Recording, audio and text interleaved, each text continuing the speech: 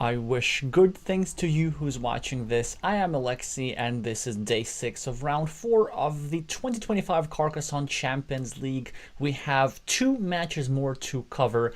This week, in about 2 minutes, the player with the screen name Lord Terrycloth of the United Kingdom will be playing against the reigning runner-up of the world champion and a long-term master, Joseph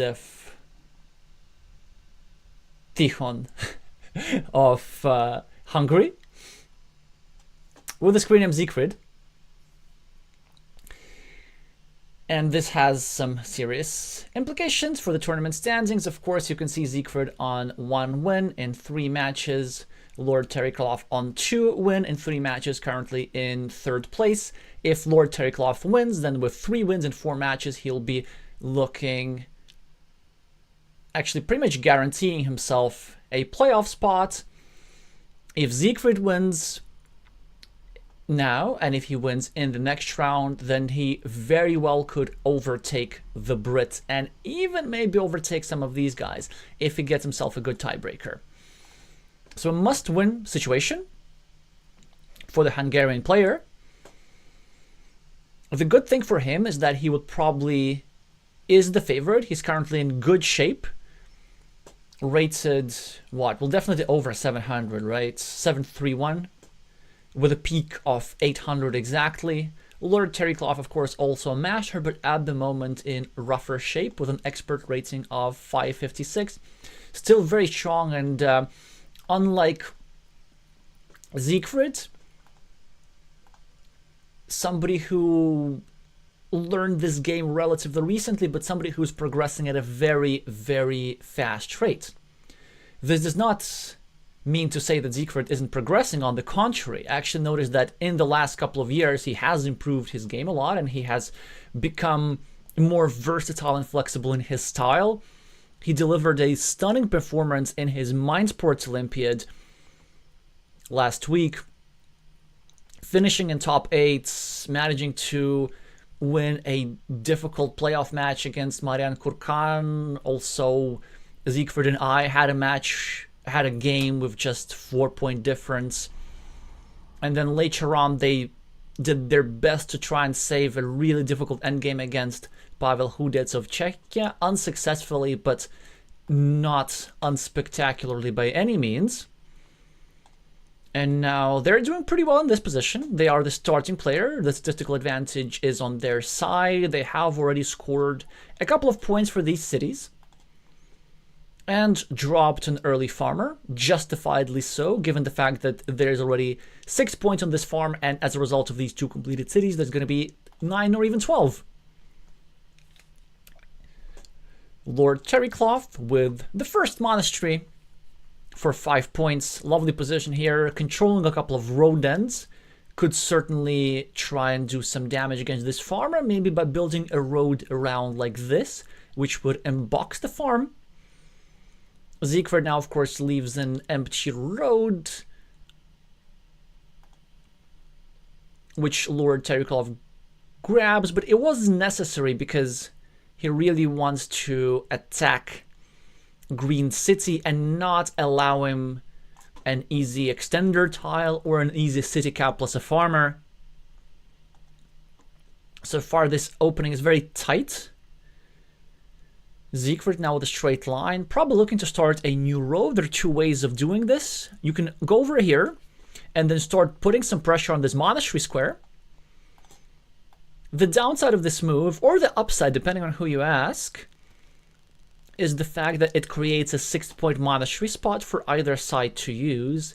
The other option is going over here and starting a road indirectly, putting some pressure on this square in return, and this is the option that I prefer.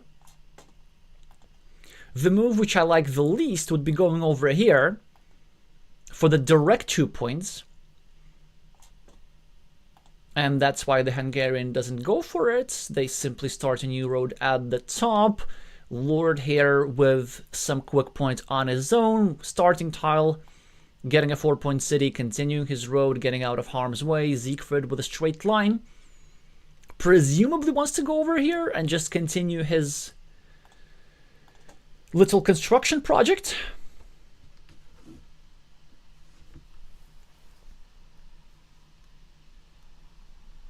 Hi Glovier. Hi Ian. Rooting for Terry already. Hi Blackhawk.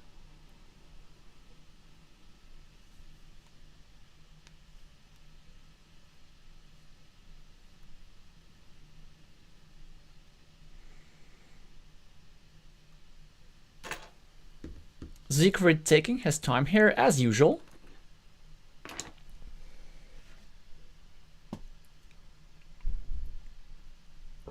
He is known to take a lot of time, but it was not him. It was in fact Matt Stucker, the 2023 world champion, who broke the record for the longest match streamed on this channel, taking 2 hours and 15 minutes to defeat Meister 3-5 of Colombia in Group C. So szigfrid continues his road, and look at this lovely move here from Mr. Lord. First of all, starting a city, facing it into a very safe square because there's still 5 tiles remaining to fit there, and taking out a monastery spot, not allowing szigfrid to benefit from a monasteries. Now, why is taking out a monastery spot so important? Well, first of all, it minimizes the variance in the game.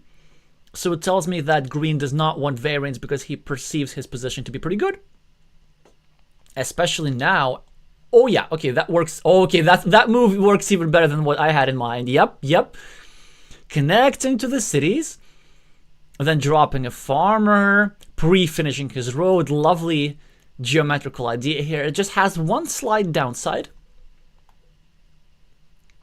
Whenever Lord here gets a curve and connects to the field, this will expose this city square, which will allow an easy invasion for szigfrid, perhaps. Speaking of invasions, it's something that's happening at the top, as red is trying to not allow green easy points. Red finds a nice defense/blocking tiles, making it harder for szigfrid to continue his road, but also making it harder for szigfrid to block his own monastery. So a move with a double purpose: indirect defense of the monastery and attack against the road. But to finish the point about taking out monastery spots, it's not just about reducing variance. Because Lord already has a monastery spot, he has this stacking opportunity. So he could get a straight line and another monastery like this, and then with a couple of straight lines build a really strong 2 monastery sequence. So 18 points with just 12 tiles. And so he already has a way to benefit from monasteries. Another way, by the way, is simply getting a road monasteries and meepling the 5-point monastery straight up. So it is not in green's interest for other monastery spots to exist on this board. Hi, P-chan.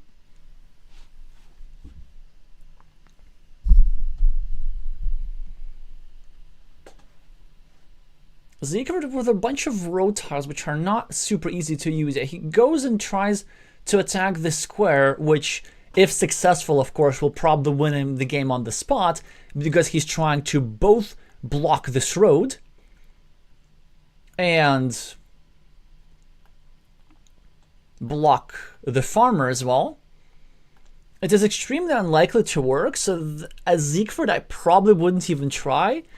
It also takes out another monastery spot, potentially, which is maybe for him not a good thing. As szigfrid, I would have maybe preferred just going over here, starting a new loop road or something like this.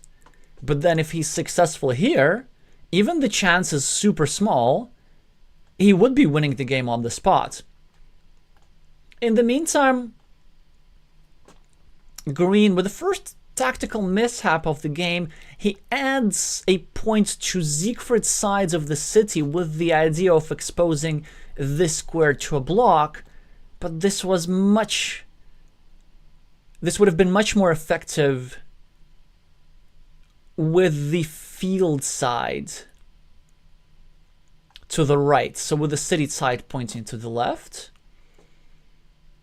Now a curve is drawn by green. He connects successfully to the field, so these farmers are equal. 5 points for Lord and a meeple back. Now 1 point ahead on the scoreboard. In the meantime, Szigfrid's trying to block this square, hoping to build himself a big ruin, whilst the green guy is going to get stuck with 3 points. So I presume that is his idea. And it is quite likely to work, given the fact that only 2 triangle tiles that fit here, and 2 horse tiles as well. So I wonder if szigfrid actually wants to go now straight away and try to block the square completely, whilst also putting pressure on this guy. Instead, he goes straight for the farm, and that's actually really interesting. He's now trying to connect through Lord's Road, so green does not have a way of continuing or finish his road without also letting szigfrid into the field. But this also means that szigfrid cannot get into the field without continuing green's road. But he does not have to necessarily. He can just finish the city. Maybe not right now. And upon finishing his city, this guy will get a lot of green squares, and then he can simply start dropping city cap and building his field on the right. So I assume that eventually green will have to yield.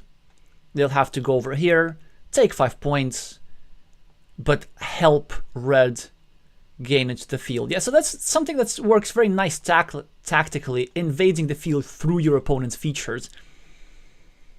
Yeah, and that's why Lord has no illusion about potentially blocking this farmer. He just gets it over with. But should he have done that, though? This monastery would not have been bad here either. Maybe he did not like the idea of this square being restricted, and I can understand him. But there's still plenty of Doritos and regular city caps to go over here, potentially, and fill that square. Now Lord's going to have 2 disconnected monasteries on a board where fields matter a lot, and so meeple counts matter a lot. One thing that Lord has going for him is the fact that he's successfully restricted red's road, or maybe even fully blocked it. It's so close to being fully blocked, given that only 2 starting tiles are remaining. A monastery now for Mr. Lord. For szigfrid, rather, Lord keeps scoring.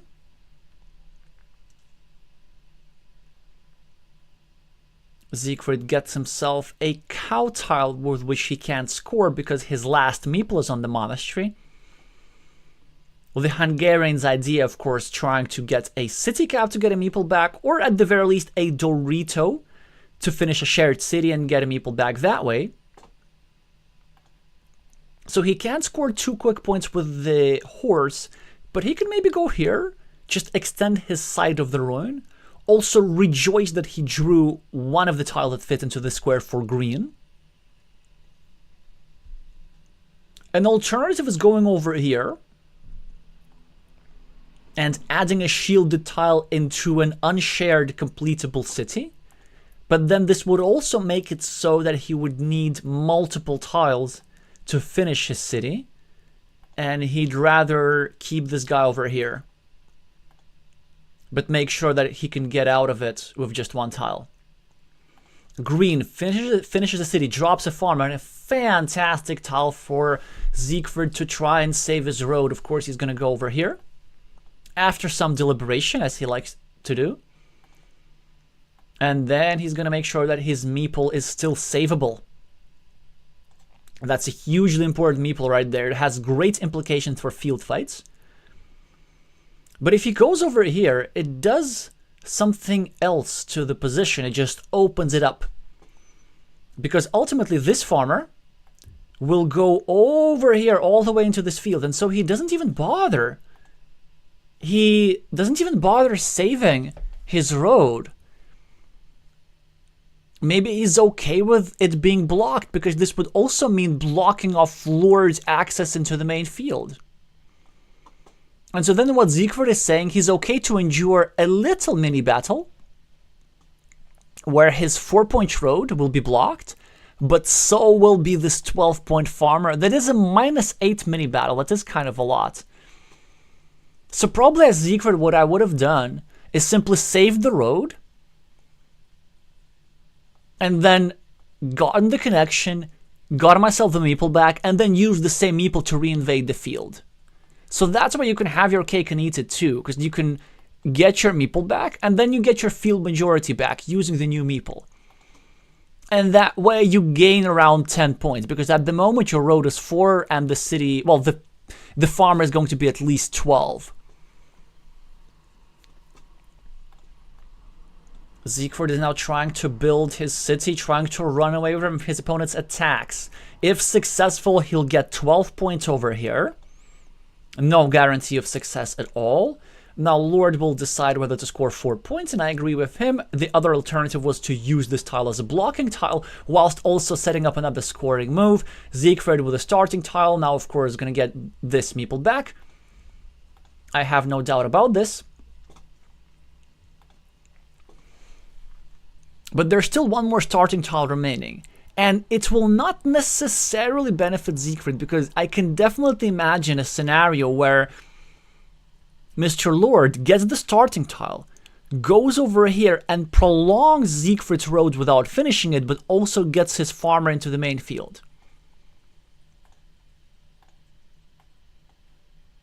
Lord finally gets a road Dorito tile and connects to szigfrid's greater part of the ruin before the Hungarian has a chance to block it. A dagger tile for the Hungarian, presumably wants to find a way to build up his monastery, but there's some other interesting moves available. He could perhaps start a new city somewhere. He could even go over here, try to invade this city and then complete it. Wait a second, is that crazy? I don't think it's crazy. Because this city, I think I accidentally called it a ruin, but it's not a ruin. Like, you go here, you get a Dorito, city cap, bam, bam, you get 26 points. So maybe this is something to consider. Another move, which looks crazy but isn't that crazy, is going over here with your last meeple and attacking the shared city. And okay, now that I've said it, yes, it is crazy, but it is something that I would be still considering given the fact that I'm a bit behind in this position. -6 on the scoreboard, plus it is green who actually has the better field. Red, with his meeple majority of 2 versus 1, is scoring 9 points for 3 completed cities, whereas green, with his majority of 1 versus 0, is scoring 12 points for 4 completed cities. So it's not even in green's interest to unify these fields, unless, of course, the main field in the game grows, which is a likely occurrence. Hi Lar, hi Pichan. And szigfrid just drops the city cap, gives back some easy 4 points for Lord, but also brings his monastery closer to completion. Now he gets the other kind of dagger, which he can't really use. He wished he had meepled that city cap. But that's also the problem of playing with just one meeple. Like, if you meeple the city cap and then you get a scoring tile on your next move, such as a crossroads, then you can no longer score for the crossroads. And this city cap is actually much more difficult to play than the previous one, because he can't even invade the city anymore. Should have tried. Would have been so much fun. But anyway, the opportunity is over. And now poor szigfrid, look at this. He used this city cap to try and obstruct green's monastery a little bit, but inadvertently he obstructed his own monastery as well. And that's why now he can't place the safe, he can't place a meeple here safely. If this tile weren't here, he could easily do it, getting a straight line, which he now did, of course, and he's gonna use it to finish his monastery. And if only had he placed this meeple over here, he would have scored 7 extra monastery points. So this could be ultimately a 9-point miss, but it's all about that previous move. Just because he discarded the city cap over here, it drastically reduced the safety of this monastery, which made it too dangerous to meeple. Szigfrid still somehow surviving, with only 5 points behind on the scoreboard, but Mr. Lord with the city cap continues his monastery, which is actually pretty safe. I can see straight line curve and an extra 5-point road pattern. Also, it turned out that this move actually ended up helping Green's monastery a little bit. So a very difficult position for the Hungarian, and I wonder if we start playing a little bit crazier now. It's not the worst move necessarily to just go over here and try to overrun this city. Our opponent is not guaranteed to draw a blocking tile, and even if they do, their most likely blocking tile is something like a straight line, which they can put over here, and still leave us a 50-50 chance of running over a 14-point city. Overrunning. Yeah, overrunning and running over are not the same words. English is interesting. I don't think anybody will be running anybody over because there are no cars in this game. And look at Szigfrid, always sneaky. So he drops a city cap in his field, which makes sense for somebody to take off 7 points. Because he can take 4 points for the city, then 3 for the field, all that usual stuff. But what this move really does, it sets up an unblockable invasion into the city. So I wonder if Mr. Lord here, instead of cleaning off the city cap, which I think he should nevertheless do, is going to go over here, invade the city, hope for a 12-pointer by drawing one of the 3 remaining cow tiles. The reason why I probably wouldn't commit the invasion if I were Lord is the fact that I like my position, and an 88% chance of completing a city is not good enough for me.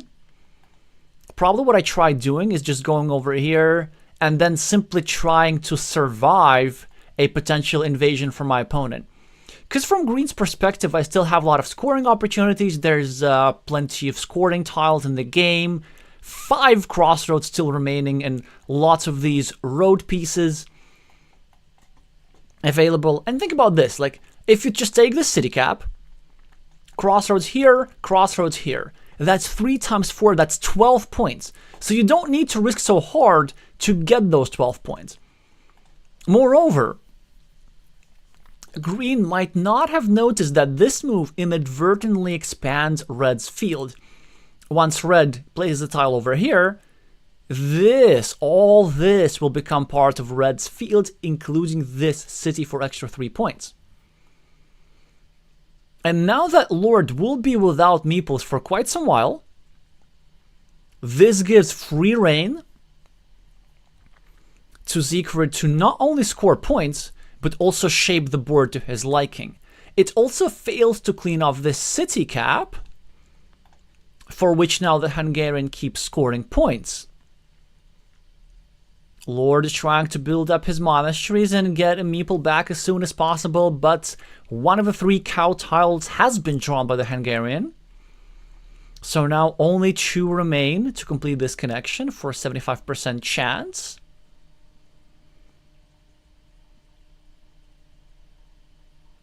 So what do you do as Red? Do you go over here and start harassing your opponent's monastery a little bit? Or maybe you go over here, yeah, that's much stronger, trying to harass the other monastery, which is actually further from completion and is more realistically blockable. This would also use the fact that 4 out of 5 remaining starting tiles, wait, 5, why did I say 5? There are 4 starting tiles and all 4 of them are on the board. So if he gets here, then gets a Dorito tile, he could completely block this square in just 2 moves. I don't see anything stronger for the Hungarian, but there are some other ideas. maybe if he does not believe in his blocking power, he can go over here. And this would shape the board in an interesting way. So first of all, it would actually obstruct this square a little bit, a tiny, tiny bit. But the main purpose would be simply covering up this square, which he can later use for a field fight. He does go for the blocking move.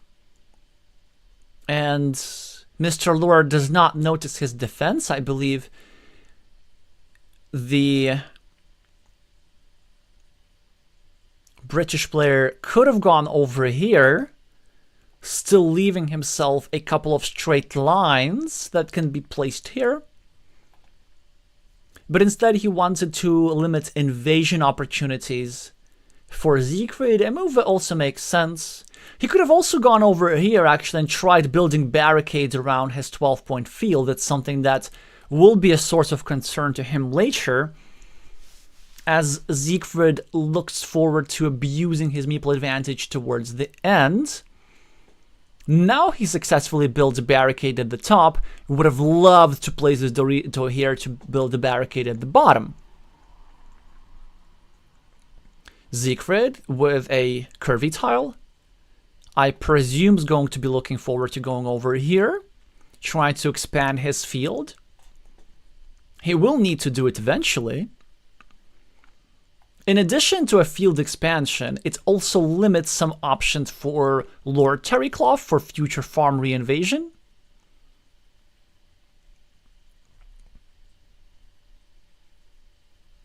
An alternative for the Hungarian is, well, I guess this, trying to go for the invasion straight up. I just wonder if that works. 1, 2, 3. Well, Lord can't block the square fully. This is the Brit's predicament. Because there is nothing that can fit into this square, it makes this square so much safer. Now, green, of course, severely restricted this square now, but there's still one vanilla tile that fits there. Yeah, so actually this is about the best tile that green could have pulled in the deck. It's the one which restricts the square in the most severe manner. Is there a monastery remaining? Oh yes, there is. So actually, it's no source of concern for our Hungarian fans. Still 2 tiles that fit here. Wait! If there are 2 tiles that fit here, then why don't we just go over here and try and overrun this field with 2 meeples at once? Surely szigfrid must be aware of this pattern.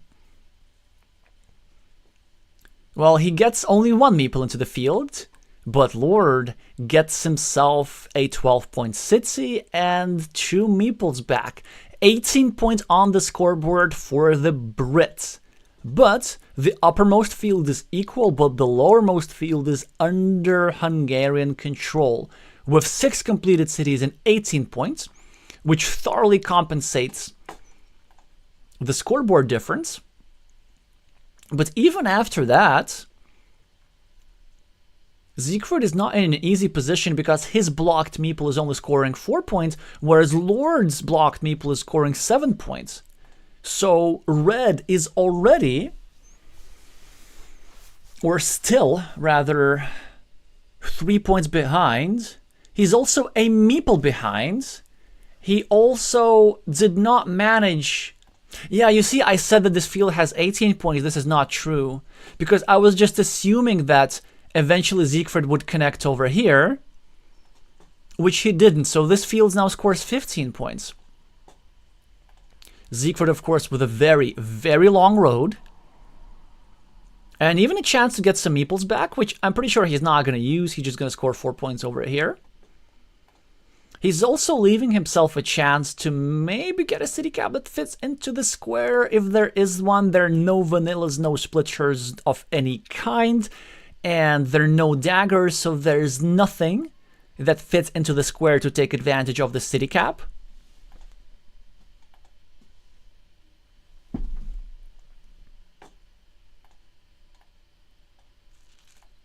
ties maze.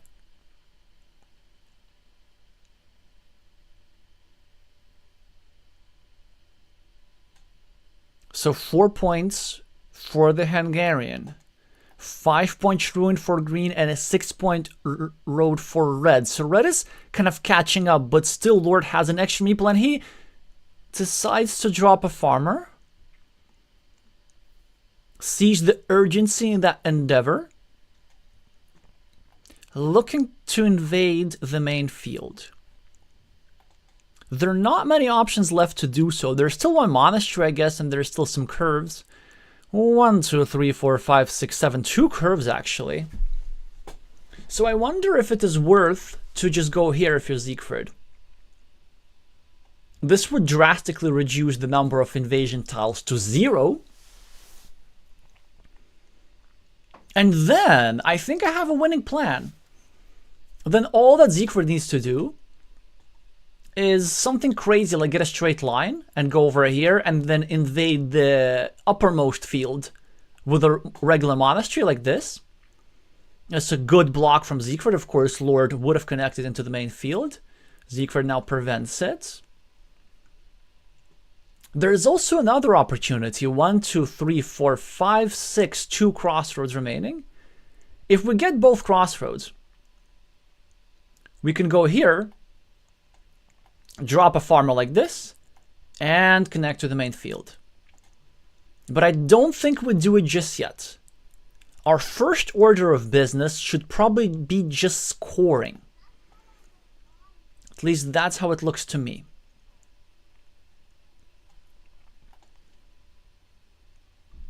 And then maybe we can outrun our opponent, but it will require quite precise counting. So let's actually try and do this. So, okay, 14 points on the scoreboard.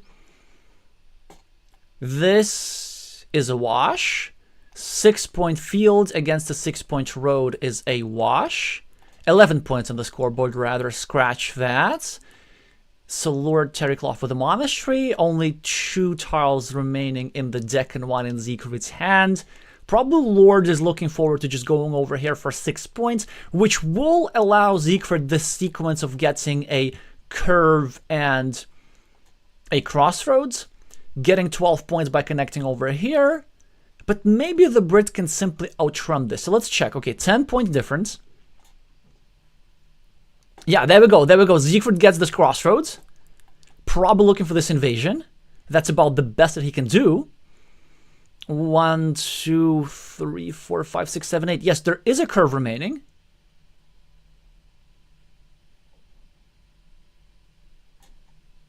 And what's the other tile? It must be some big clunker. Of course, the cow. There's the curve and the cow. These should be the remaining tiles. I don't think that szigfrid has a way to win with the cow. So he must hope for the curve.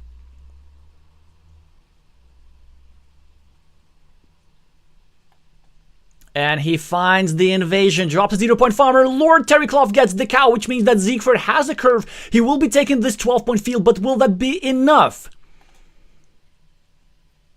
Excellent board vision from the reigning runner-up of the World Championship, but was that enough to overcome the scoring onslaught of multiple monasteries and ruins? Andres?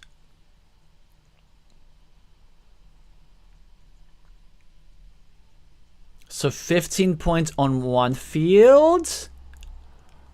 Oh, you gotta be kidding me. It's a tie. Which means that it is not good enough for szigfrid. Lord Terrycloth wins the first game because of a tie, and look at this. It only worked out because the last cow tile had a shield on it. Had this tile not had a shield, then szigfrid would have won by 1 point. Anyway, what an endgame. Both players exhibiting endgame precision, Lord recognizing that he didn't have to fight for no fields, just simply outrunning his opponent was enough with the scoring onslaught, and szigfrid recognizing his highest scoring sequence of 12 points just was not enough. So this is great news for our British fans.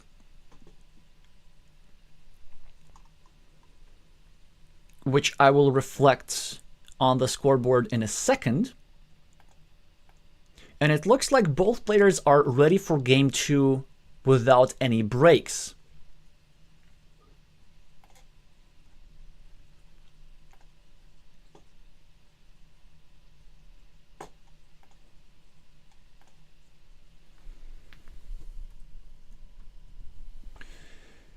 In game 2, Green is now the starting player and already took advantage of that fact by exploiting the city cap for 4 points.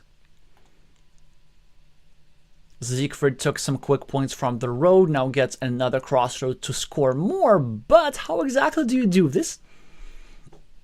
There is no perfect way of doing this. I guess you can go here and take 2 points. But instead he goes and helps out Lord a little bit. And I guess the idea behind this move is that it actually shortens the road of Lord. So the fact that he's giving him 1 immediate points, it's not such a big deal. I would have still preferred the other move simply for the blocking equity. Because I guess Szigfrid was concerned about the safety of his city, but look at what happened. The city was invaded nonetheless. Still only a slight disadvantage for the Hungarian, as he has engaged in another construction project at the top. With 1 Dorito over here, you can cover up the city nicely, looking for your usual lip-shaped pattern. 3 more tiles needed to complete that. Lord has the scoreboard lead, now also starts a loop road whilst also exploiting a vulnerability in Szigfrid's city. How do you cover up exactly? Szigfrid must think in between 2 moves. One is just going over here like this, starting a new city, then hoping to complete the city with a triple city plus city cap pattern, something like a cow and a dagger maybe. It is a bit riskier than normal because 2 out of the triple city tiles have already gone out. So the move that I prefer is just going over here. Then I can give my opponent like 1 chance to block me. And then I still have an over 50% chance of drawing a defense tile regardless of what my opponent places. Also, it makes it a bit harder for my opponent to try and invade that city. So I'm certainly super tempted to just make a run for it. And this is exactly what the Hungarian player does. Lord, now with a difficult decision. He, of course, invades the city, but this is a great gain for Szigfrid. He should not be unhappy of that. Because Green had a much better move normally. Like, he wanted to finish his city and start a new one. Instead, Green was forced to sacrifice 4 points and then also leave another city cap open, which the Hungarian can now pick up. So that's why you want to create these city completion threats. It's not necessarily to complete the city. Another positive outcome is simply getting other concessions out of your opponents, and this is exactly what happened. Now Lord is also forced to run around against Joseph, denying him an easy 8-point opportunity at the top. And all this whilst his little 1-point city is staying stagnated. In the meantime, Szigfrid has caught up a little bit on scoring with this lovely 6-point monastery controlling the city cap of Green. So overall an equal position. Szigfrid, though, with the road end and not an obvious place to score, well, actually 0 places to score exactly, he probably needs to go here or here, trying to simply add himself a monastery point. And it is not obvious exactly how you make this choice. So your first instinct is to go over here to start restricting the city cap. Maybe not allow Lord to draw one of the extenders. But then if you go here, you sort of make this square a little bit vulnerable because Lord could draw something like a quadruple city tile, go over here, restrict the square towards 2 daggers. So that's why I wouldn't be surprised if the Hungarian goes here. Now, between these two moves, I easily prefer, well, not that one. What is going on? This move is just a mistake. Of course, it's better to try and block your opponent whilst also adding a point to yourself. And the issue with that move, it gave Lord much better chances at completing this road. Because by exposing this road end, there was this pattern that was possible with the curves in a straight line. It is actually still possible. Even after this monastery, it's still possible. Curve, curve, curve, curve, like this. And there's still plenty of curves in the deck. So yeah, so some definite imprecision from the Hungarian. Well, I mean, now he's going to go over here and play against the city cap and use the fact that his opponent has no meeples. For good reason, of course, because this meeple just scores too many points, and also green has many places to recover a meeple. Triple city goes over here, crossroad goes over here, back-to-back curves go over here or over here, and plenty of city caps go over here. So if red manages to make this blocking move, which should be relatively easy find, although not the only possible move, and this was actually another one, this move makes a lot of sense. I like it too. I'm not sure if that was the priority, but it is incredibly annoying to deal with. On the surface, of course, red is adding 1 point to green's road, but it is making it so much harder to complete because green was trying to build this road with 2 curves, so 0 road ends. And now green will require 2 road ends where he already needs a road end over here, and whilst 3 crossroads and 2 horse tiles are already on the board. So half of road ends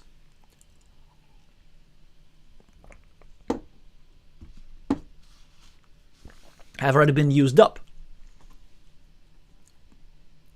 So if I'm Lord, I'm probably patient with this road. I'm trying to ultimately complete it like this. With no road ends, straight line, curve, straight line, curve, curve. This sort of 8-point pattern. But this will only be possible if my opponent does not block this square. And with one of the 4 remaining cow tiles, it is something that red can do. Just go over here, restrict or block this square, given the fact that there are only 2 starting tiles remaining. szigfrid now with a curve. I presume he will be building up his monastery somehow, so 3 logical ways how he could do it.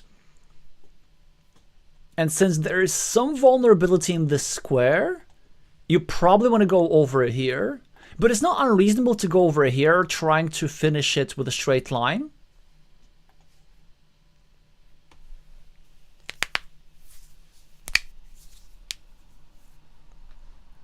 And he goes for the straight line pattern. And there's some good reasons for this. So you might think that by going over here, you want to be setting up a monastery spot, and that's kind of nice. But the quality of that monastery would certainly be inferior to some other spots on the board, just because it is bumping into the side of green city, which is ultimately a shared city, so green has no interest in developing it. And then if you hypothetically meeple a monastery on this square, then you're forced to spend the city tile into a shared feature, which is not what we want to do. And szigfrid bets pays off as he draws one of the 6 remaining straight lines at the time, finishes a monastery, gets a lead on the scoreboard and on meeples, and maybe in the future looking to get a curve over here to get himself a 5-point road and exert some pressure on the square. In the meantime, it is green who is exerting pressure by making it significantly harder for szigfrid to finish this city. There's still 3 daggers that fit into the square, but what doesn't fit there is the city cap that he just drew. So red is trying his luck elsewhere, starting a new city on the right, exerting pressure on both of these road squares. And this makes green try and escape from the pressure. Now, the loop pattern that I was talking about is not possible unless he gets an unimaginably long number of curves, which I don't think he should be even trying to do. But there are some other patterns available, such as going here, here, here, using this road end, and then just drawing another road end for the other side of the road. So that's possible. szigfrid with a curve, only 2 curves remaining now. He could go and block his own city, but he won't do it. He could maybe start blocking green's side of the city, hoping to draw a splitter eventually that would get him a meeple back, but would trap green's meeple. Instead, of course, he takes the 5-point road, which he was planning to do all along.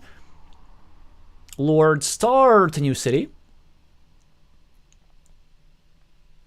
exposing an additional vulnerability in szigfrid. A straight line for red, really not many places to use it. Probably you want to just add a point to your road whilst also increasing the road's safety.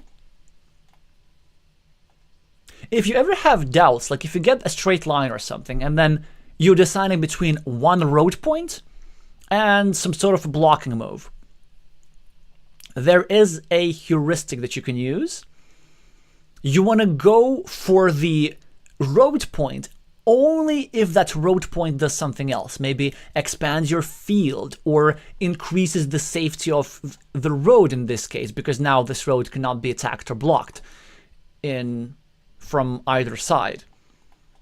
And if your move doesn't do that, for example, imagine if szigfrid now were to draw a straight line after this position, then a straight line doesn't really do anything that useful to him positionally. Then, as szigfrid, I would use a straight line differently, trying to make some blocking moves, perhaps. But the Hungarian draws something far better than a straight line, the last remaining road monastery in the deck, and plenty of good places to use it. He could go over here. This would help out Lord with his monastery, but it would also control green's road. It would create some chances to block green's road, and the longer this road is blocked, the longer this square is not filled, the longer this square of our city is not exposed, and the safer our city is because we still have the time to draw one of the 3 daggers. The downside, of course, is helping green's monastery when green is short on meeples. So my move is probably going over here. I think it is too conservative from szigfrid, just getting himself a meeple back. I would have gone over here, started a new monastery, and then hoped for either back-to-back curve, despite the low number of curves in the deck, or some crossroads, and then maybe another monastery. szigfrid is doing ahead on the scoreboard, and so he figured that he doesn't need to be super aggressive in order to win. But you never know when your opponent gets a good sequence. Like, imagine Lord gets a crossroads, gets a monastery, then bam, it's 8 points just like this. Then goes over here, blocks szigfrid, builds up the road like this. It's 13 more points, just like that. So I wouldn't necessarily assume that I'm just hugely ahead of szigfrid, although now I probably am. Yeah, this city is really, really good.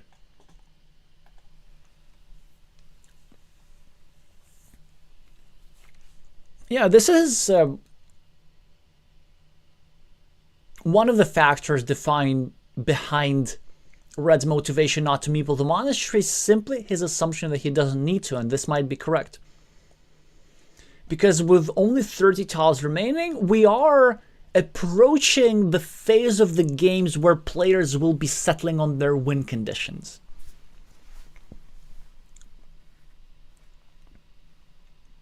And with a large number of city caps still in the deck, I presume it could include some fields for szigfrid, who now scores 2 points, but also kills off a monastery spot near Lord's Monastery. Look at this.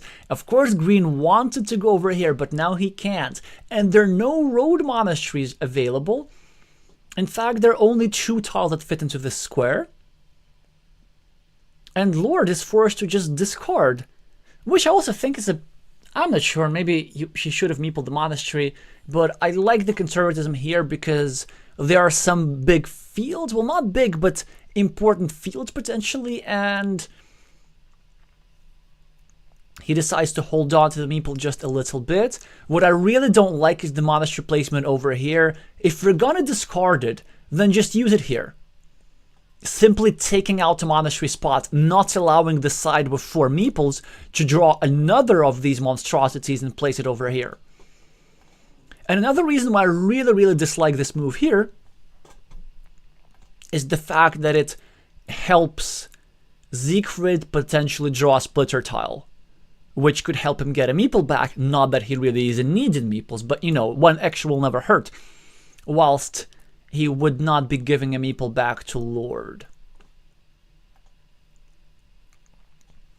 Interesting how both players are playing without particular regard for the safety of the meeple. So look at szigfrid here. He blocked his own meeples just for the sake of score points.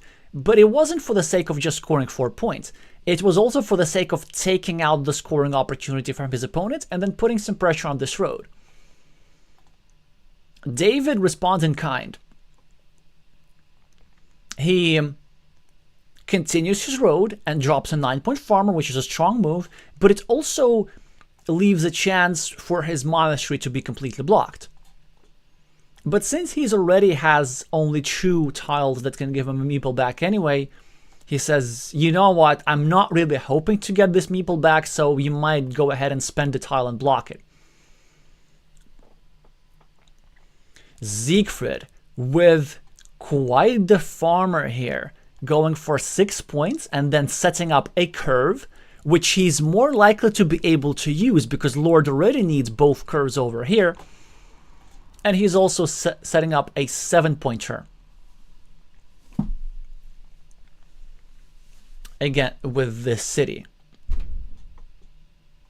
Green now successfully defends his monastery. szigfrid is now not able to use the square for blocking, but he is able to use another square for blocking.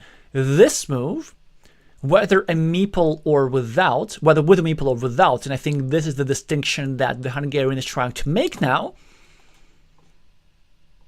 would be devastating against both of these meeples.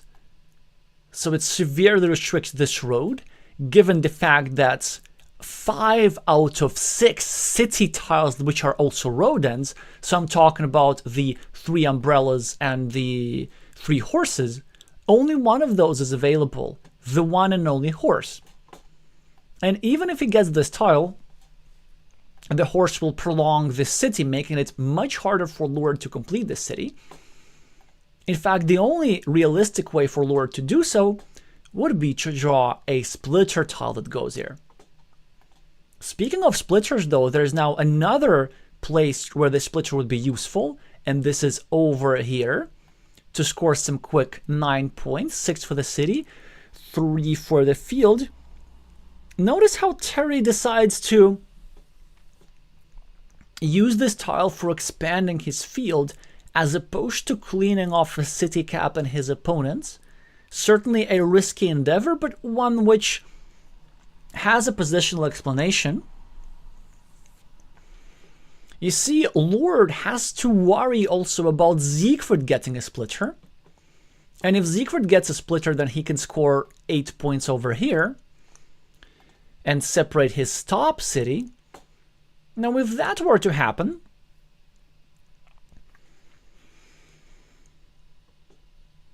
this would potentially leave this green meeple trapped, but since this square is now filled, there's no real risk of this green meeple getting blocked in case of the separation of these cities.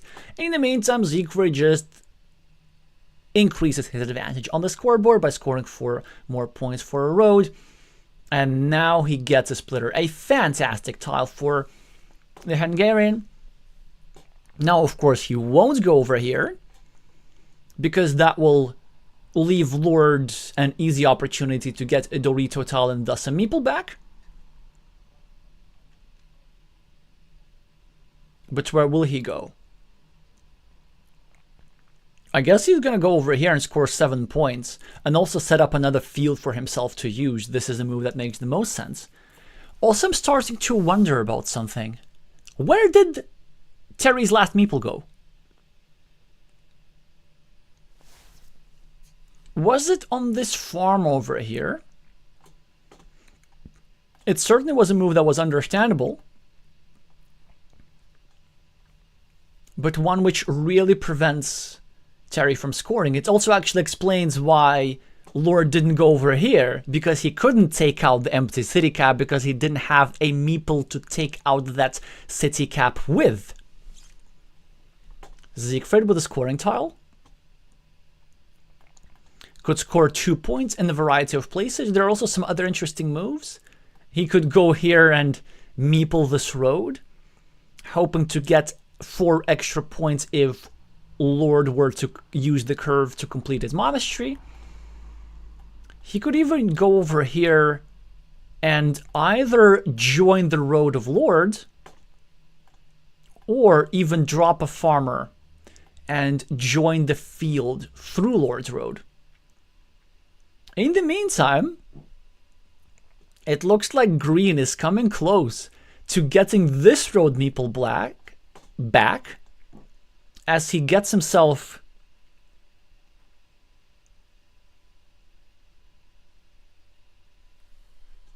one road end from one side. I wonder how he's going to get the road end on the other side, because there are no road monasteries and there are no these guys. So the only realistic way for him is to go like this and like this. So another curve and straight line. In the meantime, szigfrid just keeps scoring with an extra meeple. Yeah, Terry here with really not a lot of options. szigfrid can now block this square completely, which he should. You could also block this square. Just double checking the starting tile. There are actually a lot of starting tiles. But the thing about starting tiles, a starting tile is not a road end.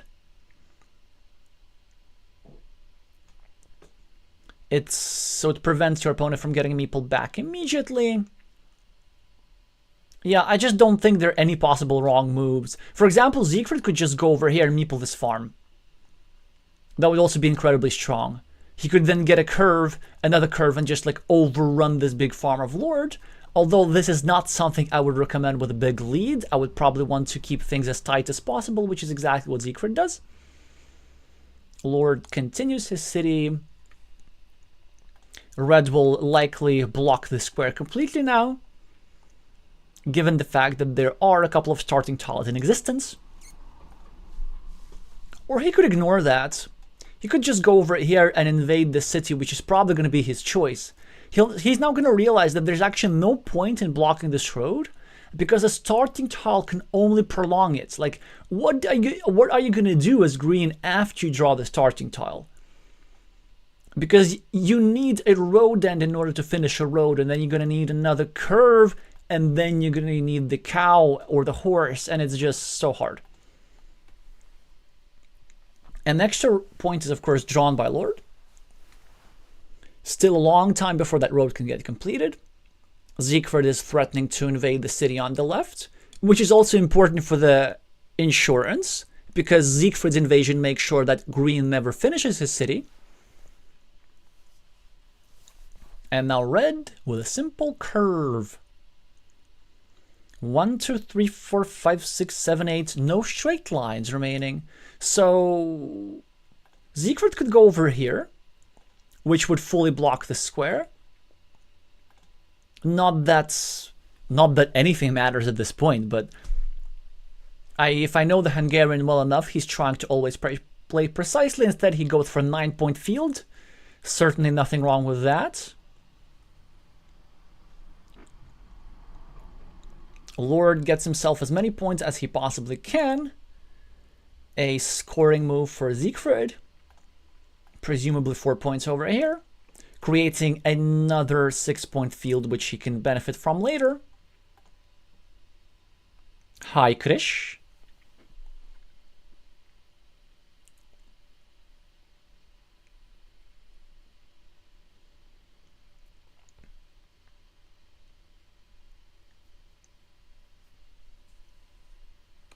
Lord is still trying to score. Maybe setting up an interesting crawling technique over here, but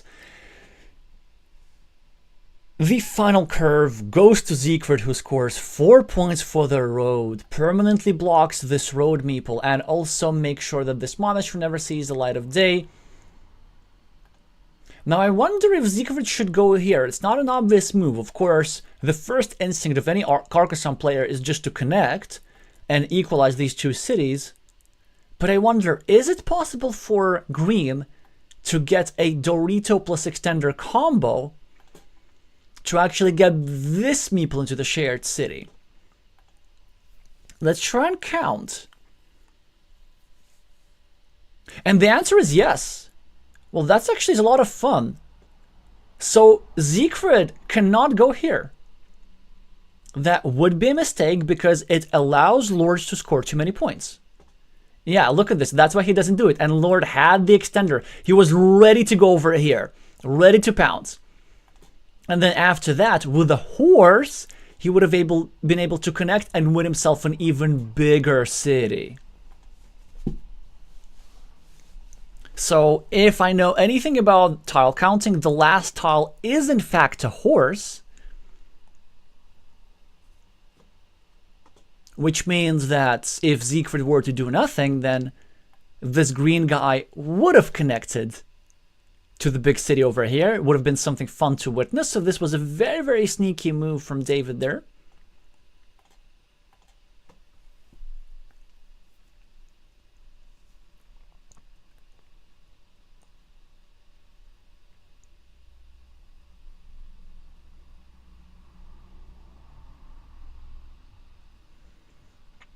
szigfrid, a minute on his clock. Trying to be super, super precise. So what's the move that nets him the most? Yeah, the 6-point field. That's quite an easy choice. And Lord can just add 2 points to his side of the city. So that will be a very one-sided game. Not sure what went wrong there for the Brits. I guess it was just red who managed to create all these threats and take advantage of the tiles that they had very, very well. And I felt that green was just running around red for a long time. And then after green remained without meeples, this is when red had free reign to strike, like multiple 9-point fields, lots of quick points, and all Terry could do was just watch.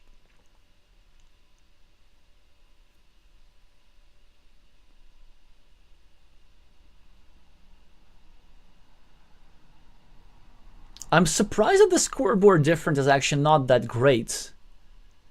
Of course, multiple 9-point fields and so on, which by the way ended up not being even connected.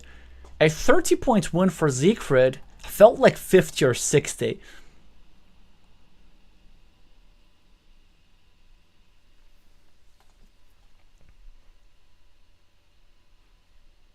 Wise Maze is saying that red destroying green's ring roads was a subtle move with great consequences. Indeed, this actually was probably the move that won szigfrid the game. This move over here made sure that Lord needed road tiles, road end tiles everywhere. And he just ended up getting stuck on both of his roads.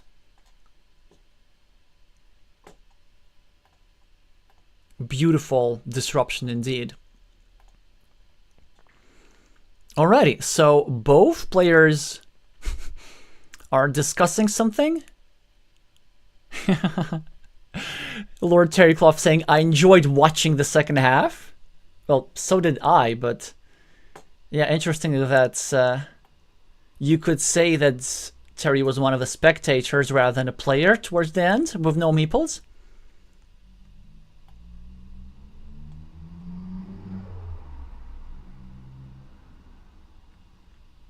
He's saying that Triple City was devastating. Referring to which one? Oh, this one, of course. Yeah, this is how blocking is important. Because not only did it disrupt both the road and the city meeples of Lord, and they ended up never coming back, it also made sure that Green's field is stuck at 9 points, so he can't even delay his field passively.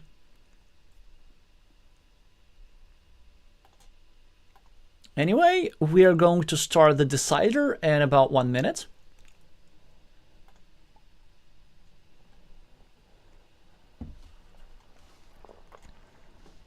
And this gives me time to update the result on the scoreboard. Lord Terrycloth 1, szigfrid 1.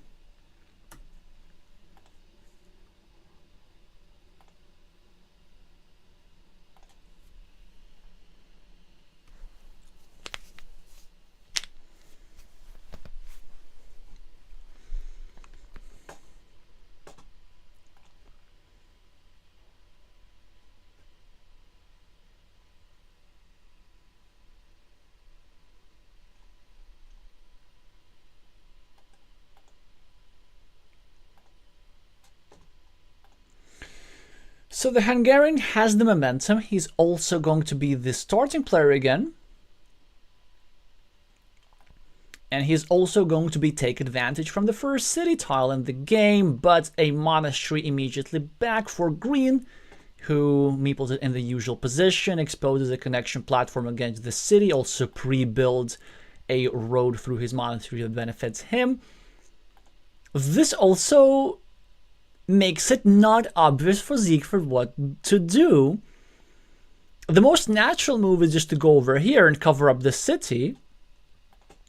But it's not unreasonable to go over here and meeple this road indirectly, or even just go over here and meeple this road straight up. szigfrid decides to do none of those things. Instead, he churns away from the monastery, but he gets immediately invaded. This is always the risk. But he can now go reinvade over here from the top, also exposing some pressure against this monastery square of Lord. Instead, he starts a new city at the bottom, putting a bit pressure over here, but this is less pressure than he could have had, way less pressure. Because if you go at the top, then you're threatening a block toward the starting tile, and there are only 2 of those remaining, whereas here you need to build a lot in order to get a curve, in order to get some sort of a quadruple crossroads configuration. Now I think Lord with a slight imprecision leaving a road back to szigfrid, which he immediately meeples. And now it says Green who's trying to block red a little bit by going over here.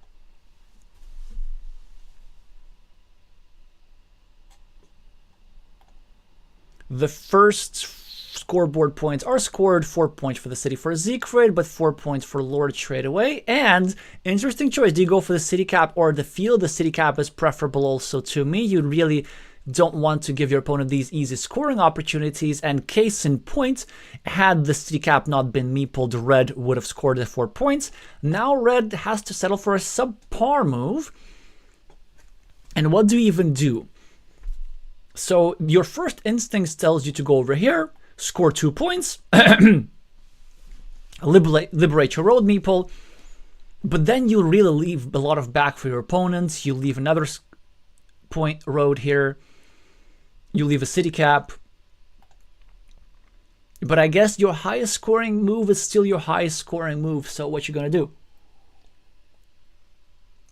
Lord now immediately takes advantage of the city cap, and it creates a juicy 9-point field, which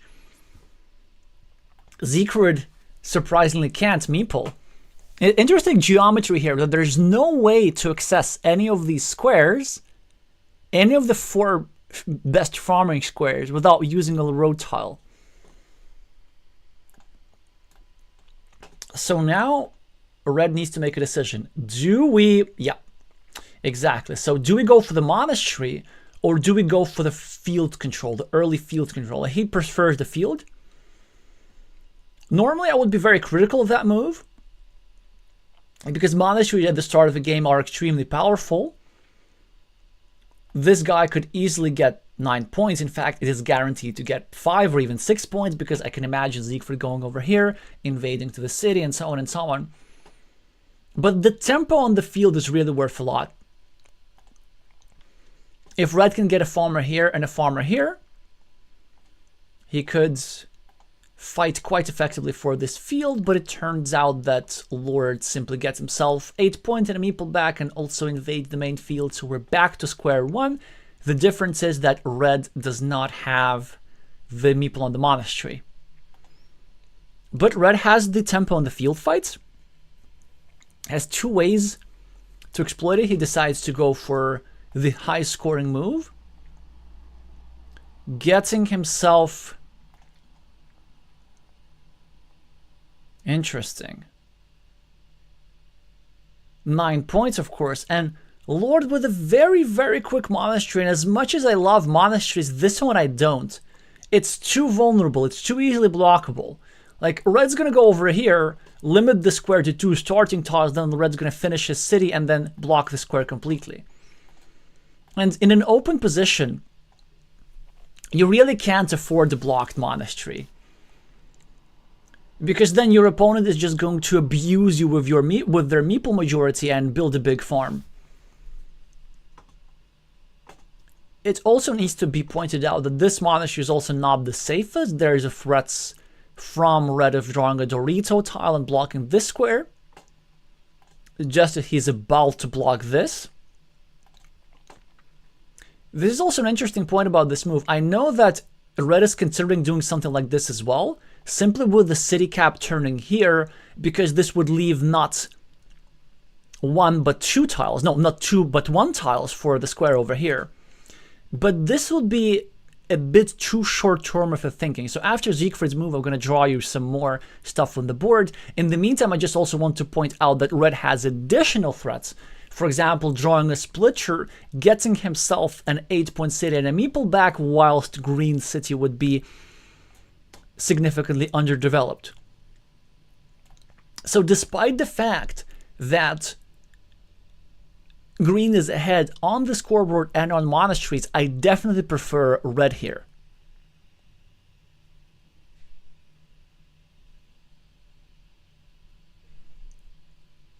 LR is pointing out that with this move, Green took away the connection platform that he could have used over here. Yeah, maybe as weird as it is, but if the game is sort of headed in that field way, instead of this move, what I would have done as szigfrid, as Lord, just go over here and drop a farmer.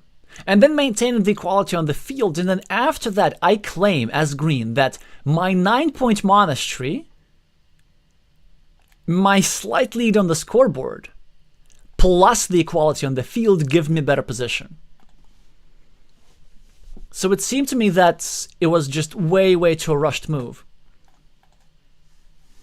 It's also interesting how the situation changed. So here, szigfrid played a farmer, which is an understandable farmer, but I still prefer meepling the monastery there instead of using the monastery as a field tile. But from Green's perspective, in that new position, actually I prefer to use that monastery as a field tile instead of a monastery. So it gets very, very subtle there.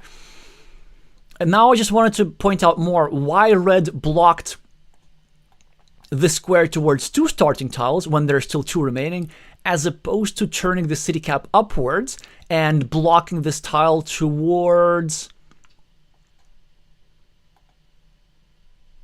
a horse, when there's only 1 horse remaining. Well, there are several reasons. First of all, it's not just about the probability of blocking, it's about the overall impact.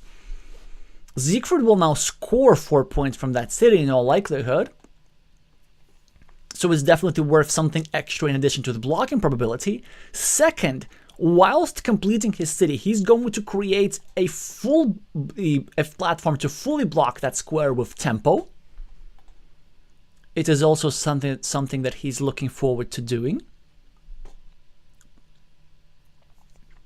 In the meantime, Lord is actually one tile away from finishing his monastery, so szigfrid being a bit stingy with his meeples, choosing not meepling that one. But there's also a third reason. Because this tile was not here, szigfrid was still threatening to get a Dorito and block that square toward the starting tile. And then this would have created a Sophie's Choice block opportunity where both of these squares would be blocked toward the starting tile.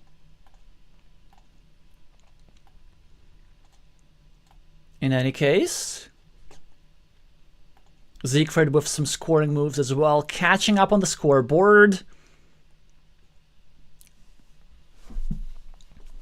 Presumably looking to go over here and make it harder for Lord to continue his city whilst also disrupting a field attacking platform. In fact, I wonder why this move has not yet been played. Like, you really want to go over here, because if you don't, your opponent gets a Dorito and drops a farmer. And then they get a city cap and drop a farmer, and then you lose the field 3-2. So, of course, eventually the straight line does come down. I just know that the Hungarian really likes exploring all his options. Mr. Lord builds up his monastery, which was not necessarily what I would have done, even though this move plays great against szigfrid's tile, who could have used this over here to block this. As green actually would have preferred going over here, starting a new city and severely restricting szigfrid's road, given the fact that there are only 4 road ends remaining. Moreover, we have run out of one particular type of road ends. All 3 umbrella tiles are already on the board, which gives us more blocking opportunities than there normally would be at this stage of the game.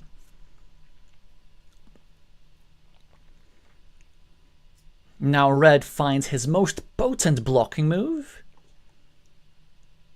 and that's why Lord finds a fantastic defense. This move accomplishes so much. Well, first of all, it indirectly protects the square, so it makes blocking harder. It also makes blocking make less sense, because he's now connecting his vulnerable meeple to the fresh meeple of szigfrid. Look at this. So now szigfrid is actually not able to proceed with his plan, finish the city, and start a new one. And also, this move protects the monastery. How exactly? Well, pretty easy. Because szigfrid is not able to continue or finish his city, this square will stay unrestricted for a longer time, because szigfrid, of course, wants to go over here to create that blocking platform, but he can't. So instead, he just cleans off a city cap, finishes off Lord's monastery, and somehow that green meeple survives, and with 16 extra points on the scoreboard and 2 extra meeples, I now prefer green again in this position. Even though szigfrid has the farm control, at the moment the farm isn't even enough to compensate for the scoreboard difference, because it's 15 and the scoreboard difference is 16. This will change, of course, as soon as szigfrid goes over here, which, by the way, he doesn't have to. Actually, you know what? How about we get more aggressive? And instead of taking the 4 points straight away, we go over here and we threaten a 10-point city, which is much safer than you think. And then also, I hope that Joseph would have found that other move was so much better.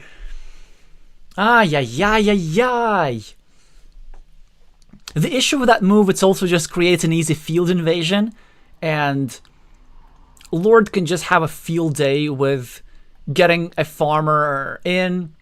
Not that he has to necessarily, but if he can do that so easily, he should. I mean, he cannot do it with this move, so szigfrid could in theory get something like a curve and then cover up the invasion square. This move, however, is extremely, extremely misguided. It's just taking much, much more risk than you normally want to take. Well, first of all, let's start with the basics. How about we don't drop city caps in our opponent's field? Because if szigfrid scores 4 points here, and we score 4 points here, it's a wash in terms of points, except that this city becomes bigger. It becomes 21 points instead of 15, so we lost 6 points for nothing. And then we make the field more important for the game. Because before this move, Terry can easily win this game without the field. After this move, I'm not so sure. It's not impossible for the Brit to fight for the field successfully, but why fight for the field if you don't have to? So that was definitely a strategic mistake here. And even though Green is still likely to win this game, it is far, far from guaranteed. So for example, szigfrid now can get his road meeple back. By the way, I also wanted to point out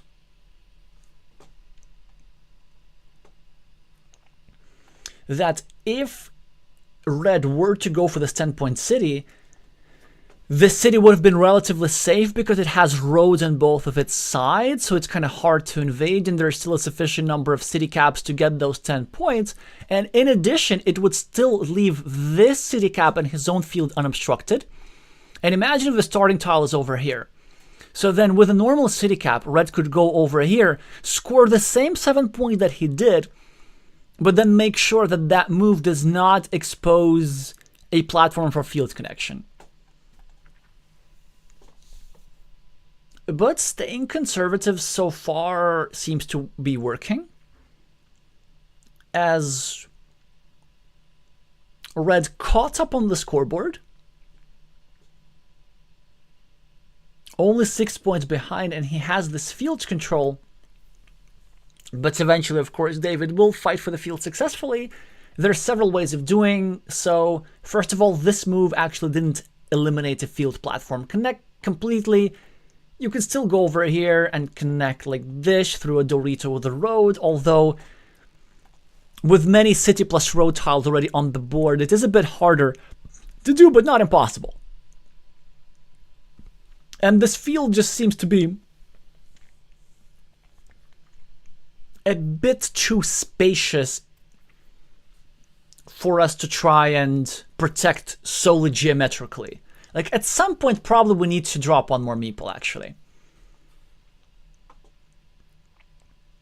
But what do we do with this exact tile? He chooses to simply connect his little city with the biggest city of Lord, thus also eliminating a field connection platform. And in the meantime, Green is building up his city at the bottom. He's threatening a 12-pointer with one of the 1, 2, 3, 4, 5, 6, 7, 8, 2 Doritos remaining in the deck, or a splitter, which would be even worse for red. And then Green could even farm this square. So how do you prevent it from happening? Red decides to start building blocking threats, which makes all the sense in the world. This also now makes it much less likely that Lord's going to go for his best scoring move, which is going over here and building a 5-point road. He really does not want to expose an additional square against this guy, whereas szigfrid could absolutely do it. A 5-point road like this is absolutely in the cards for the Hungarian, but it's a double-edged 5-point road. So you see, if you go here, you create an additional blocking platform against this square, but for the unlikely event that Green has the triangle tile already in hand, this move would create an easy invasion platform, because Green can over here go a farmer. Wait, Green can go over there and drop a farmer. So that's why red decides not to do it. I would have done it. The reason I would have done it is the fact that there's so few Dorito tiles remaining that the fact that, let's say, our opponent having that tile in hand would be quite unlikely. And if I'm going to do something like this, if I'm actually going to try and block my opponent whilst also creating that, risky invasion spot, then I want to do so as early as possible. Because with each tile drawn, the number of tiles in the deck which are not Doritos is dwindling. So the probability that your opponent is going to have the Dorito tile on the next move gets higher and higher and higher with each move. This move also actually had some purpose. It eliminates an attacking platform. Well, not entirely eliminates. For example, somebody could still go here and drop a farmer, but it makes... how do you say this? It decreases the quality of that invasion platform because red can easily go over here with a road and block the square completely, given the fact that all 3 umbrella tiles have been used up.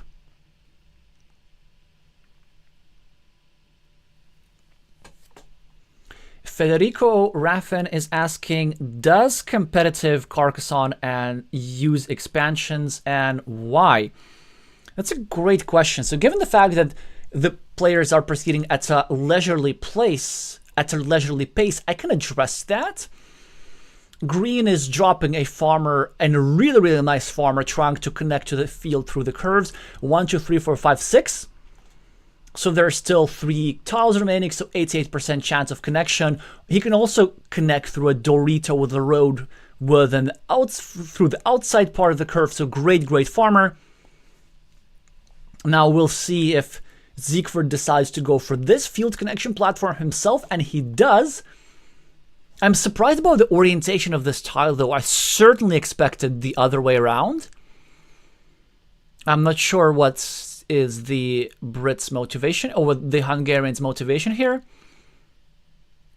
Huge draw for szigfrid as he gets one of the Doritos with the road so desperately needed by Lord to complete his city there. We could potentially even expect a blocking attempt from szigfrid, but I have a feeling he's going to do something else. Lord just scores a little bit on his last turn. But yeah, so going back to your question about competitive Carcassonne and expansion, so the short answer is no. It is typically base game only. So, for example, the World Championship is base game only. Most national championships are base game only. There are some competitive expansion tournaments. For example, many national championships have some fun side events like 4-player Carcassonne or Carcassonne expansions. Also, the Mind Sports Olympiad has a couple of Carcassonne expansions events. But whenever that happens, it is typically considered to be a side event to the main classical Carcassonne, which is base game only. And there are some reasons for this.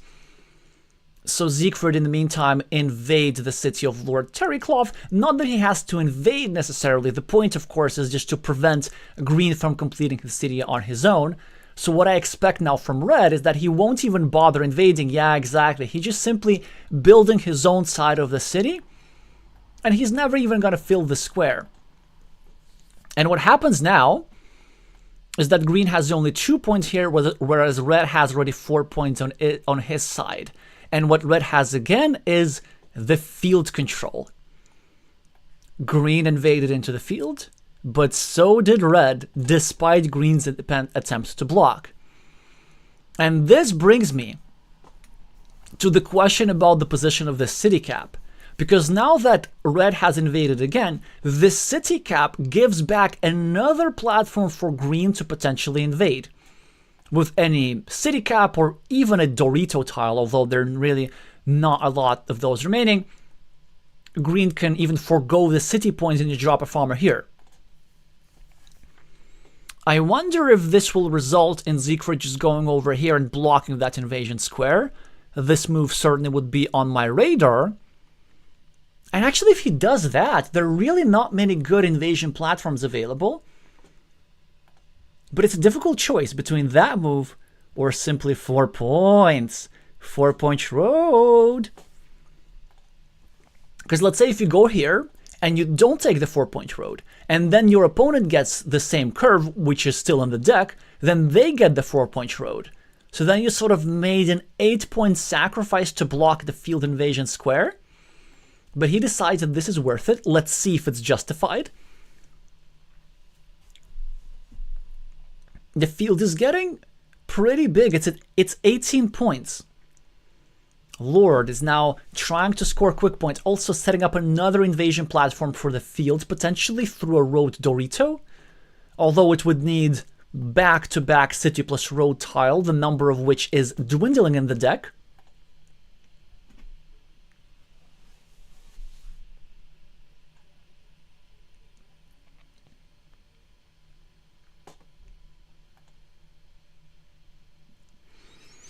Elar is asking why the attacking spot on the right was not covered. Yeah, and then Lord ended up covering the attacking spot himself by scoring the 2 quick points. Yeah, that's actually really interesting. But also, from the Brits' perspective, the field is still not that big. It's okay to fight for it, but if we're unsuccessful, then we can always get ourselves a couple of scoring tiles and then try to win the game without the field. 1, 2, 3, 4, 5, 6, 7. There's 1 crossroads remaining. In the meantime, Lord Terrycloth keeps scoring, and he's now just over the range on his scoreboard lead that surpasses the field. The field is like 21, and he's 20, but he also has an extra meeple. So this is something that szigfrid should have feared. With 1 more scoring tile, like 4 points over here, suddenly the lead of the Brit is such that he doesn't even have to attack the field anymore.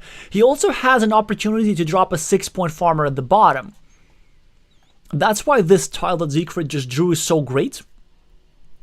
He can get himself 2 points. And this can just keep him within range. But Lord Terrycloth keeps scoring and scoring and scoring, cleaning off those city caps. Even though this also makes the field grow, the field is now 24 points. He's of course netting 1 point extra by completing a 4-point city whilst only adding 3 points to szigfrid field. And I'm pretty sure that he's now going into that mode of trying to win without the field. So from szigfrid perspective, you have to score, or you have to somehow induce your opponent into making a mistake.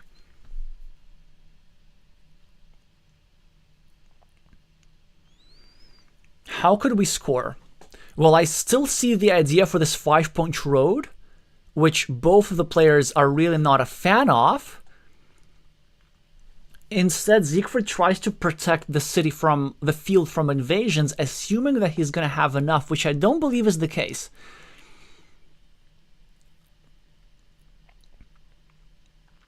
Mr. Lord with a variety of options with this tile. He could actually just go over here, drop a 3-point farmer, with a non-zero chance of a successful invasion, by the way. And also, the reason why I really like this farmer here is the fact that it would prevent szigfrid from scoring additional field points. You see, this city cap over here is actually not part of the main field. And at some point, maybe on the very, very last tile, szigfrid could draw the last remaining Dorito with a road, go over here, expand his field so as to bring this city cap into his field, adding him 3 more points, and also meepling this 5-point road, so an 8-point threat. And if we go here and drop a 3-point farmer ourselves, which is not something that Lord seems to want to be doing, then we, first of all, we threaten the invasion of our field, but at the very least, we're making sure that our opponent cannot expand. But instead, Lord decided that he wants to score a little bit, figuring that there's a sufficient number of city caps in the deck to do so, which I'm absolutely not sure about. I'm actually positive that this wasn't the case. Oh, you have to be kidding me. That was just a game-losing move from Lord, I think. Or at least a severe mistake. So he meepled the city cap when there was only one city cap in the deck, and szigfrid has it in hand. So it was so much better to go over here. But luckily for him, he gets the much needed scoring tile. 4 points go to his road. szigfrid, now with the road Dorito, probably looking to go over here and safely expand his field and bring in this city cap into his field, which is something that he was hoping to do. Well, maybe he was not hoping to do, but it's something that Lord could have prevented. Maybe he doesn't want to go here because he does not want to give back a reinvasion platform, but what he needs to realize is that there are no curves in the deck, and there are no monasteries either. So in fact, there's nothing that goes into this square at all. Well, I mean, there's a Dorito, of course. No, there isn't. There is really nothing that goes into this square. So szigfrid could have just safely scored 3 points without risking an invasion. Lord is trying to create some field attacking opportunities. He still had 28 points on the scoreboard. It's getting pretty close, but one thing that szigfrid has is this mini battle at the bottom, the city points from here, and the couple extra city points from here. But then if Lord gets a big tile, of which there's still 1, 2, 3, 4, 5, 6, 2 remaining, then green can go here and use all these 4 city tiles to score 5 or 6 extra points from this meeple. So it actually could be in red's interest to go over here and connect. Lord with a fantastic tile. He can now just score and try to win without the field. These 3 extra points will mean surely a lot.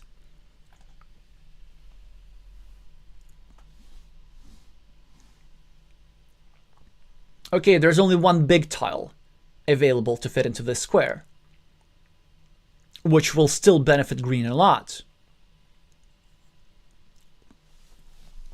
szigfrid with a straight line does not have any good moves at all. I guess the best we can do is score 3 points here. And then we hope that we get the horse to just add 2 points to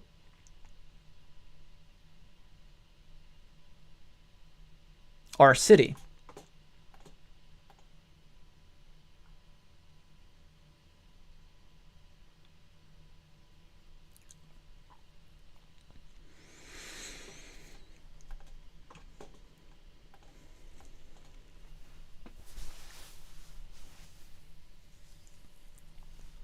So Lord Terrycloth gets himself the tile that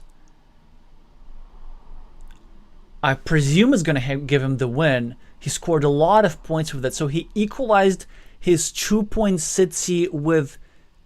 Oh no, szigfrid. szigfrid misplaying this endgame. He now is going to score 3 points for a road instead of 4. I wonder, like, why is he protecting this field so much? Is he really assuming that he's going to win this game with the field? I don't think so. 1, 2, 3, 4, 5, 6, 7, 8, 9. 27 points, so the field is not even enough to compensate for the scoreboard. Yeah, at the very least, red could have had 4 points for a road instead of 3. I don't think this 1 point actually mattered, so we can see both players quite significantly misplaying the endgame here. szigfrid could have had himself... Let me think about this. He could have had 5 more points with more precise play, even with these tiles. And Lord Terrycloth could have prevented this 5-point opportunity. Oh, look at this, look at this. And the difference is 5 points. Yeah, so this is an excellent illustration why Carcassonne does not equal fields. Carcassonne is about all 4 features: monasteries, field, roads, and cities, and you have to play all of them equally. So what szigfrid should have done with this tile over here, they should have gone over here and meepled the 5-point road. So this would have gained them 8 points instead of 1. So that's already 7 extra, right? So 3 for the field, 5 for the road. Then with these 2 tiles, we just add them to the road. So we have 9 extra. And of course, we don't get to use this farmer here. So it's actually 6 extra. And then as a result, we win the game by 1 point. So, and I think I understand why he didn't play this move. Like, if you go over here with the Dorito tile, it looks risky that you're giving back some sort of field invasion, but you aren't. Because there were no curves remaining. It actually wasn't a risk at all of Lord Terrycloth dropping a farmer over here. This 6-point field was already inaccessible for either players. And this is why tile counting was so important. But what puzzles me is the fact that I know that Josef is really, really good at tile counting. And then from Green's part, also Green had the chance to just win easily, but they started a 1-point city with only 1 city cap available in the deck, whereas they could have simply gotten themselves a 3-point field, in which case they would also be threatening to get that vanilla city cap tile for another 9-point field if they're successful. So they would have still had that huge threat. But even if their opponent, even if red were to get the vanilla tile, the most that red can score with the vanilla is like 1 point. And then this would have prevented the idea of red going over here and so on and so on. Yeah, very interesting game how tides were shifting. First of all, red was in a good position, but then green finished this monastery and then they were in a good position. But then green started growing red's fields accidentally, putting themselves in a more shaky position. But then red played really, really conservatively, maybe passing out on some scoring opportunities. Maybe this 5-point road is something that we should have tried. And yeah, lots of back and forth in this game. Ultimately, after more than 1.5 hours of play, the British player with the screen name Lord Terrycloth defeats Hungary's szigfrid, and with that, I believe the playoff situation in Group, what is that, D? Yeah, in Group D is clear, and we're going to take a look at that in a second. Well, not 12-1, just 2-1.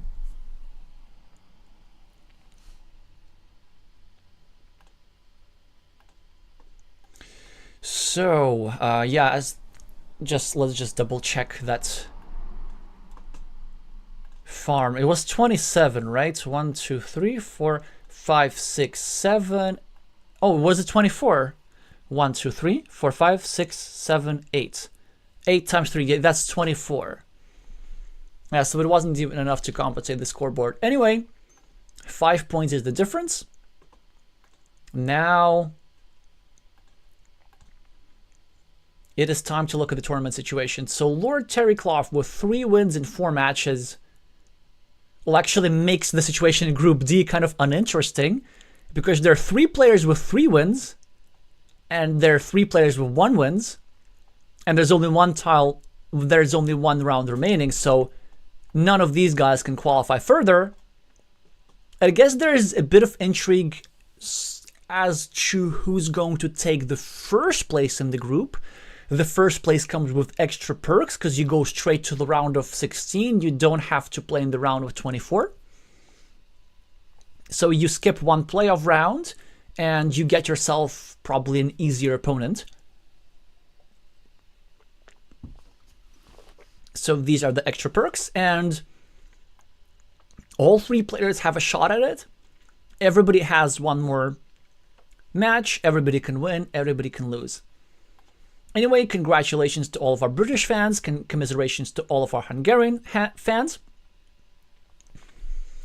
This stream has been so long that I have already trouble constructing sentences, so we will be taking a break before our final match of the day and of the week. Today, 2000 UTC, which is in just over an hour. Bogdan Korkan with the screen name Game Over will be playing Ilya Slanimsky. for the first place in Group B.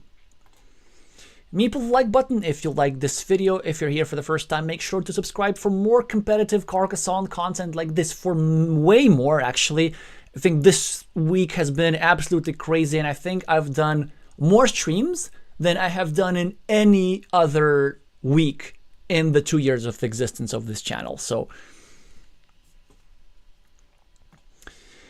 make sure to stay tuned for what's going to happen next, and that's it.